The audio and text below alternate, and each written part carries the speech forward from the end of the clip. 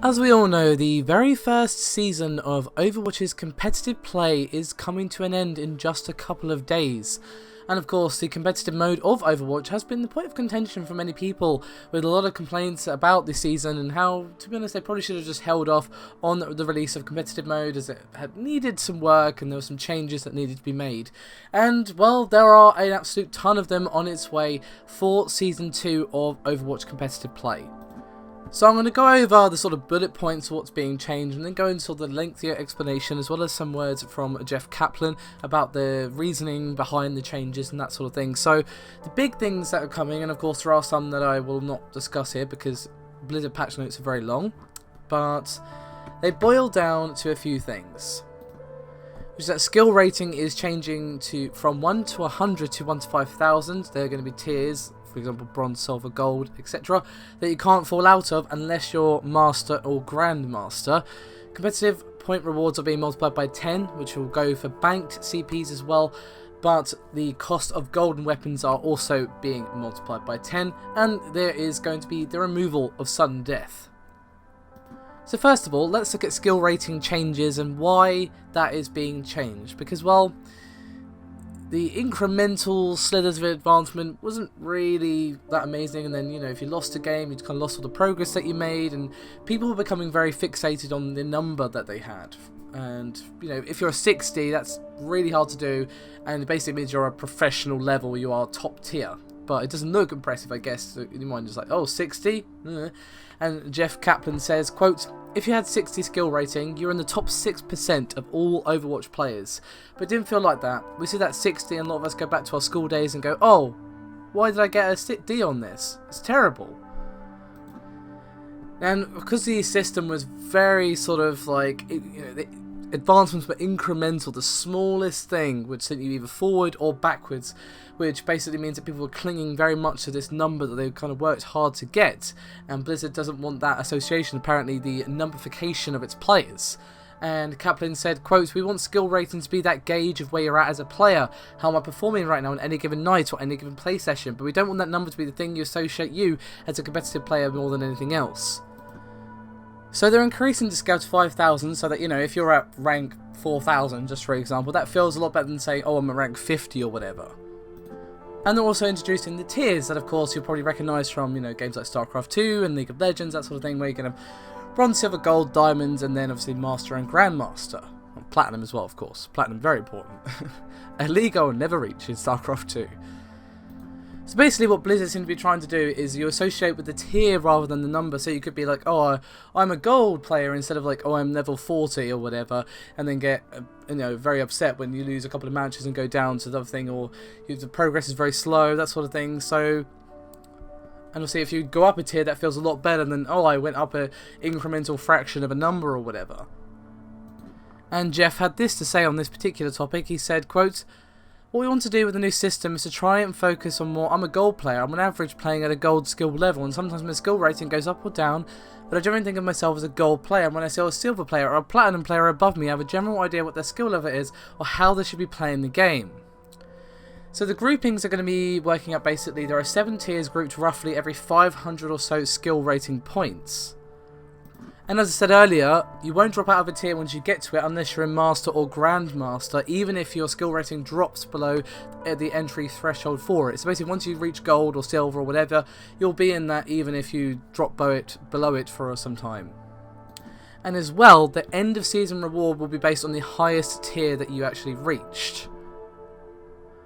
Jeff said, quote, "We feel like this will feel better for players. They'll know that they're a gold player, and if their skill rating drops into that silver range, they'll get it back after a couple of nights or a week or whatever. We don't want to have that debilitating feelings that players have when they lose something in the game. That 52 skill rating player in the current old system feels just terrible when they drop down to 51. We want to get rid of that feeling." And I know what you're wondering now, how is this going to work when you group together with your higher tiered friends? Basically, when the patch goes on the PTR, the grouping range will be within a 500 skill rating of each other. So it's quite the sort of umbrella that you've got there. And he said, quote, "You have to realise that we're fighting with here is a desire for people to play with their friends versus the unfairness of widely disparate skill ratings grouped with one another. So it's a tricky place for us to get in terms of balance if it's too aggressive or loosen it up a bit." Now, as well as the things I mentioned about how you can drop from Master or Grandmaster, there's also going to be a skill rating decay for Diamond and up, so Diamond Master and Grandmaster tiers, if you don't play a competitive match for 7 days.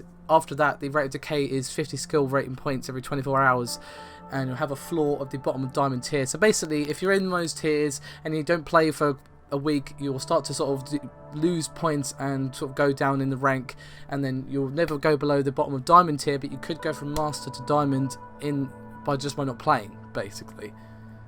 And the reasoning for this is pretty solid. Essentially, they don't want Jeff doesn't want for players to basically get to Master or Diamond or whatever, and then just sit there the whole season without actually doing anything. So they don't want to get to Master or Diamond and just, oh, okay, I don't have to worry now, I'm here forever, and just take up a spot, you know, especially for Grandmaster. Obviously that takes a lot of work, and they're taking up a spot that could be taken by someone else, etc, etc, etc. So they basically want them to earn their spots. And they're not asking the people to play 20 hours a day, just want to making sure that they're still checking in and playing. So if you want to keep your Grandmaster or your Master, if you want to take part in esports, that sort of thing, you're going to be playing a lot anyway. So it's only going to be for the people that, you know, perhaps aren't interested anymore, or, you know, even if they were just away for a couple of weeks on holiday, if they're that good, they can easily earn it back, and it just means they're not just sitting there in the spots not doing anything, I suppose. Now, the last thing I want to discuss here are the changes the removal, should I say, of sudden death, which no one really liked because, well, the team got what Kaplan called the quote-unquote bum deal. And basically he said all of sudden death is going away. Now, the time bank system will rule in its place, and there are some adjustments to be made at how this will be implemented to be both fairer and more aggressive on time. And also, Blizzard are trying to make sure the competitive matches don't go on as long, which is, to be honest, one of the reasons I haven't even finished my ranking yet, because my time to actually game for pleasure is limited. And it's like, yeah, I could play like 3 just quick play matches in time, maybe get me 1 competitive match done. So they definitely need to work on this, and obviously if it's going to be more watchable in esports as well, having them drag on for so long is probably not preferable either. Now, there is more, and Jeff goes into quite a bit more detail in a video that I have linked in the description below this video, so if you want to see what he has to say and see him discuss more of the things that I didn't touch on and a few other things I kind of glossed over and give you the cliff notes, it is there for your perusal. But overall, this sounds pretty damn good. As I said, I have played some competitive mode. I just need like 1 more match or something to actually be ranked, and I'm fully expecting to be bronze, or what will be bronze in a couple of days. But you know, if these changes are made, it sounds much more enjoyable, because I just don't enjoy competitive mode as much as I do quick play. So I definitely think that these changes will perhaps make it a bit more fun, a bit more playable. The matches won't take as long, and all these other changes. You know, sudden death was not fun either. So yeah, I'm looking forward to seeing these changes implemented and how they affect the feeling of competitive play. But as always, do let me know your thoughts and opinions on everything I've discussed here. And again, apologies for my voice, still recovering from my festival. It is slowly getting better though. Lots of tea is the key to voice recovery, my friends. Thank you very much for watching. I'll see you next time.